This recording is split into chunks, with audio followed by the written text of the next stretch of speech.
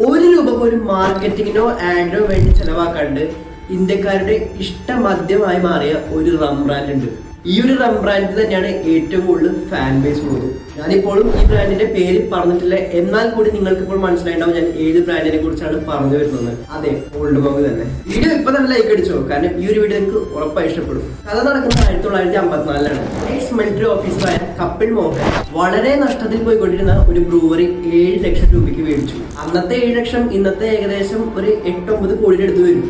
ഇങ്ങനെ ഒരു ബ്രൂവറി മേടിക്കാൻ കാരണമായത് അക്കാലത്ത് ഇന്ത്യൻ ലിക്കർ മാർക്കറ്റ് ഭരിച്ചിരുന്നത് ഫോറിൻ ലിക്കർ ബ്രാൻഡ്സ് ആയിരുന്നു. എന്നാൽ ഇത് കപിൽ മോഹന്റെ ഈഗോ ഹേർട്ട് ചെയ്യാനുണ്ടായത്, ഈഗോ ഹേർട്ട് ആയിട്ട് അറിയാലോ, അതിനുവേണ്ടി ഫോറിൻ ലിക്കർ ബ്രാൻഡുകളുടെ കൂടെ പിടിച്ചു നിൽക്കാൻ വേണ്ടി ഒരു ഇന്ത്യൻ ലിക്കർ ബ്രാൻഡ് വേണമായിരുന്നു. അതിനുവേണ്ടി അധികം ദൂരം പോകേണ്ടി വന്നില്ല, അധികം കഷ്ടപ്പെടേണ്ടി വന്നില്ല. സ്വന്തം മുത്തച്ഛന്റെ റം റെസിപ്പി അങ്ങ് എടുത്തു. അങ്ങനെയാണ് ഇന്നത്തെ ലെജൻഡറി റം ആയ OMR അല്ലെങ്കിൽ ഓൾഡ് മോങ്ക് റം ജനിക്കുന്നത്. കാലം കടന്നുപോയി. 1990 ആയപ്പോഴേക്കും ബക്കാടി ഇന്ത്യൻ മാർക്കറ്റ് പിടിച്ചെടുക്കാൻ വേണ്ടി സ്പോൺസർഷിപ്പും ഇവന്റ്സും ആഡും മാർക്കറ്റും അങ്ങനെ ഒരുപാട് കാര്യങ്ങൾ ചെയ്തു. എന്നാൽ ഓൾഡ് മോങ്ക് എന്ത് ചെയ്തു?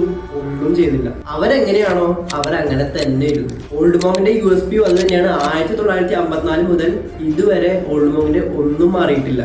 സെയിം ലോഗോ, സെയിം ബോട്ടിൽ, സെയിം ടേസ്റ്റ്, സെയിം റെസിപ്പി.